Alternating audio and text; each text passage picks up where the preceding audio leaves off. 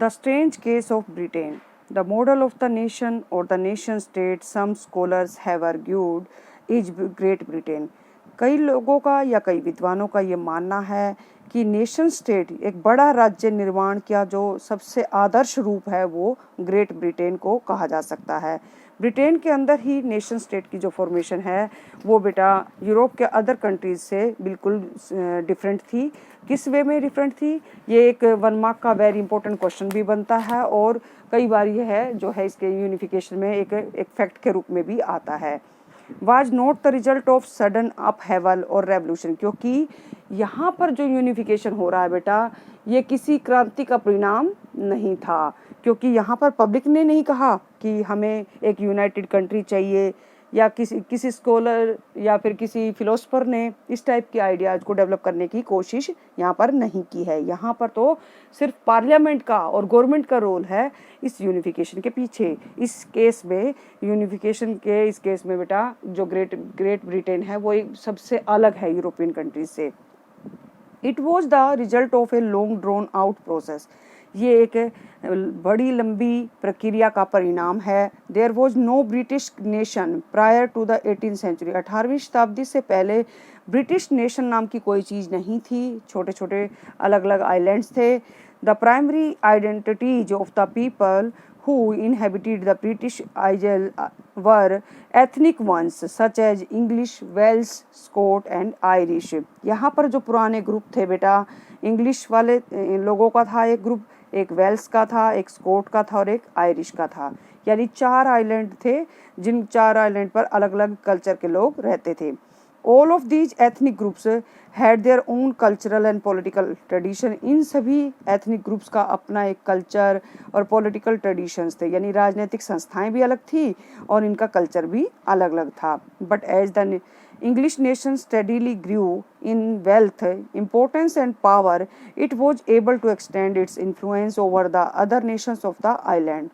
जैसे जैसे English nation ने जो है डेवलपमेंट गेट की, उसने पैसा कमाया, खूब जो है उसकी पावर बढ़ गई और इसकी इम्पोर्टेंस बढ़ती चली गई, वैसे वैसे इसका प्रभाव भी जो दूसरे आइलैंड के नेशंस थे उनके ऊपर पड़ता चला गया। The English Parliament, which had seized power from the monarchy in 1688 at the end of the protracted conflict, was the instrument through which a nation state with England at its center came to be forged। अब यहाँ पर देखिए एक content आया है 1688 में, यहाँ पर राजा को उसके पावर से हटा दिया गया है और पार्लियामेंट्री सिस्टम इस्टेब्लिश करने की कोशिश की गई है। इंग्लिश पार्लियामेंट ने पूरी पावर मोनार्की सिस्टम से ले ली, कब ली? 1688 में। और at the end of the protected conflict, एक लड़ाई झगड़ा शुरू हो गया था। वाज द इंस्ट्रूमेंट, ये एक माध्यम बना किस चीज़ के बीच में? Through which a nation state with England, जिसमें सबसे मेन जो है इंग्लैंड इसके सेंटर में आया और एक नेशन स्टेट के रूप में इंग्लिश नेशन स्टेट के रूप में ये अमर्ज हुआ। तो पहले तो सिर्फ इंग्लैंड था इसके अंडर में, फिर second the act of union pass किया गया। ये एक्ट ऑफ यूनियन बेटा स्कॉटलैंड के ऊपर लागू किया गया, between England and Scotland, that resulted in the formulation of the United Kingdom of Great Britain. इससे क्या होगा कि ये पॉलिटिकल डोमिनेंस इस्टेब्लिश करते चले गए। स्कॉटलैंड के ऊपर भी कब्जा करने की कोशिश की गई, हालांकि वहाँ के लोगों ने इसका विरोध भी किया और काफ़ी स्ट्रगल भी देखने को मिला, लेकिन इसके बावजूद भी वो कुछ कर नहीं पाए अपने कल्चर को बचाने के लिए और स्कॉटलैंड इंग्लैंड का पार्ट बनता चला गया। England was able to impose the influence on Scotland. The British Parliament was henceforth dominated by its English members। सबसे ज़्यादा इंग्लिश मेंबर्स जो है पार्लियामेंट में थे और वो चाहते थे कि इंग्लिश मैन का जो है डोमिनेशन हर जगह पर फैले। The growth of British identity meant the Scotland's distinctive culture and political institutions were systematically suppressed। English culture की ग्रोथ का मीनिंग ही यही है कि स्कॉटलैंड का अपना जो अलग कल्चर है, उसकी जो अपनी राजनीतिक संस्थाएं हैं या रूलिंग सिस्टम है, वो सब चीज़ें ख़त्म हो जाएंगी। यानी इंग्लिश कल्चर वहाँ पर इंट्रोड्यूस होगा और पार्लियामेंट ऑफ इंग्लैंड वहाँ पर रूल करेगी। The Catholic clans that inhabited the Scottish Highlands suffered terribly repression सबसे ज़्यादा जो यहाँ के लोग थे, कैथलिक कैटेगरी के जो लोग थे, जो कि स्कॉटलैंड में रहते थे, हाईलैंड एरिया में, उन्होंने इस जो है रिप्रेशन को सहा, यानी सबसे ज़्यादा दुख तकलीफ़ें उनको झेलनी पड़ी, क्योंकि उन्होंने इसका विरोध भी किया था। Whenever they attempted to assert their independence, जब भी उन्होंने अपनी आज़ादी वापस हासिल करने की कोशिश की, उन्हें जो है हार का मुंह देखना पड़ गया। The Scottish Highlanders were forbidden to speak their Gaelic language। अब इनकी जो एक गैलिक लैंग्वेज ये बोलते थे स्कॉटलैंड वाले, वो उन्हें छोड़नी पड़ी। और वियर देयर नेशनल ड्रेसेस, जो वो राष्ट्रीय वेशभूषा पहले पहनते थे अपने देश की, वो भी उनको छोड़नी पड़ी। Large numbers were forcibly driven out of their homeland, और ज़्यादातर लोगों को अपने देश से बाहर निकलने के लिए मजबूर भी होना पड़ा, क्योंकि वो इस टाइप के डोमिनेशन में नहीं रह पा रहे थे या उन्हें निकाला जा रहा था। Ireland suffered a similar fate, same case Ireland के ऊपर भी अपनाया गया, यानी सेम चीज़ें दोहराई गई। इट वॉज ए कंट्री, ये भी एक देश था, deeply divided between Catholics and Protestants, इसमें भी दो कैटेगरी के लोग रहते थे, कैथलिक्स और Protestant. The English help the Protestant of Ireland to establish their dominance over a largely Catholic country. Ireland के ऊपर बेटा सबसे ज़्यादा लोग जो रहते हैं वो कैथलिक लोग रहते हैं, लेकिन प्रोटेस्टेंट जो थे वो माइनॉरिटी में थे। और इंग्लिश मैन ने क्या किया, इंग्लैंड ने प्रोटेस्टेंट को हेल्प देनी शुरू कर दी, उन्हें जो है यहाँ पर अपनी पॉलिटिकल डोमिनेंस इस्टेब्लिश करने के लिए सपोर्ट देना शुरू कर दिया।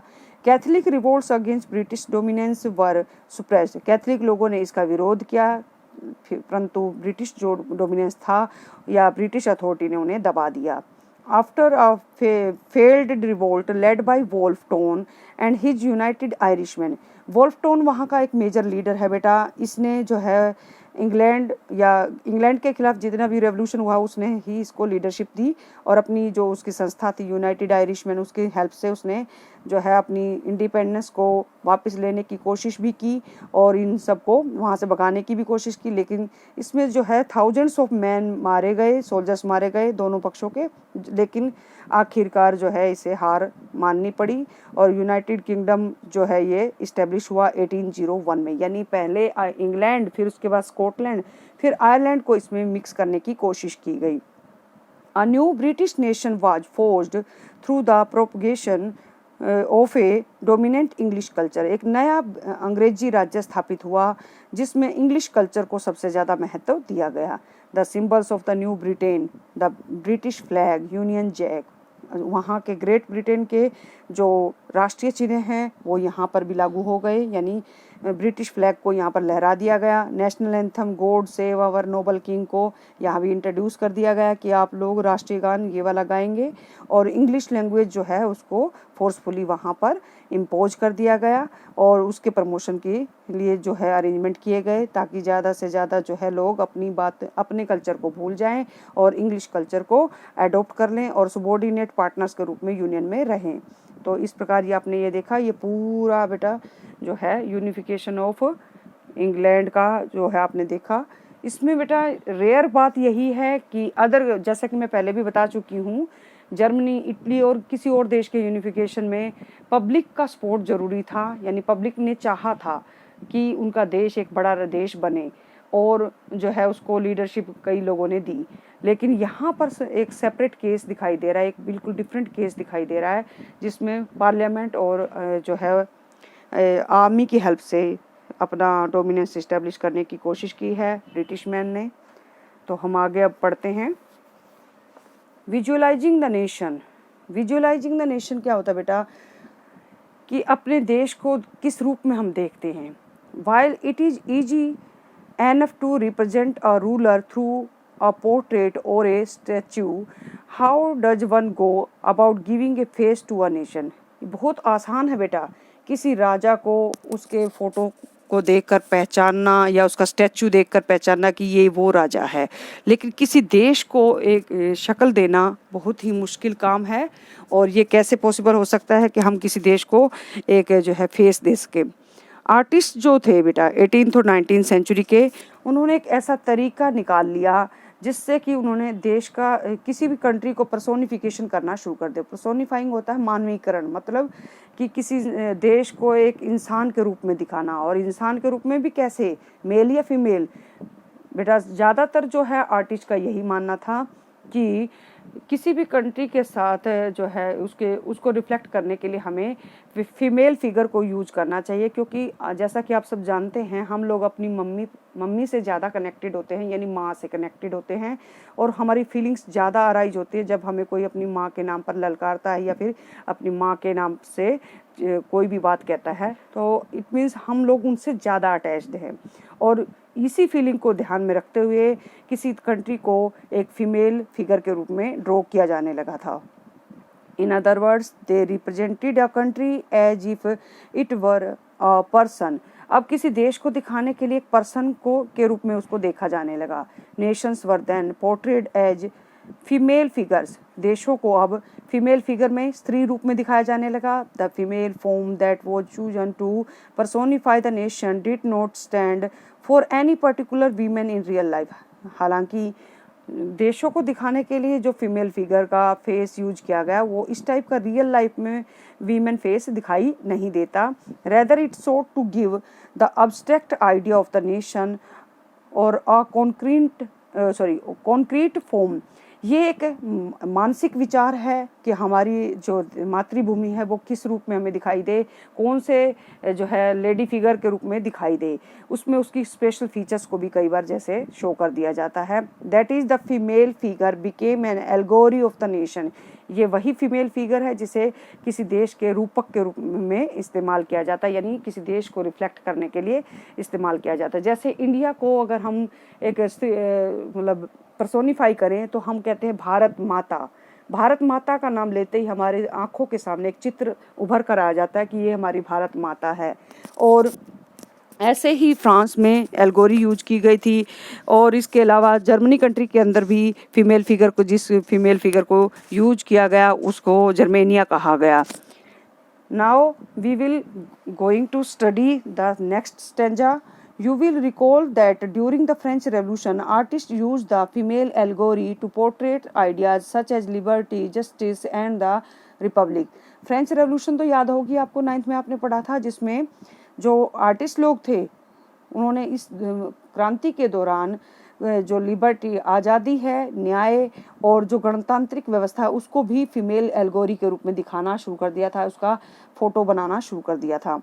These ideals were represented through specific objects. In ideas को एक कुछ खास चीज़ों के द्वारा दिखाना या किसी खास सिंबल के द्वारा दिखाना। ब्रोकन चेन, रेड कैप, आपने देखा था ट्राइंगल के अंदर आई, ये सारे जो सिंबल्स हैं बेटा ये क्या हैं, एल्गोरी ही हैं। As you would remember, the attributes of liberty are the red cap.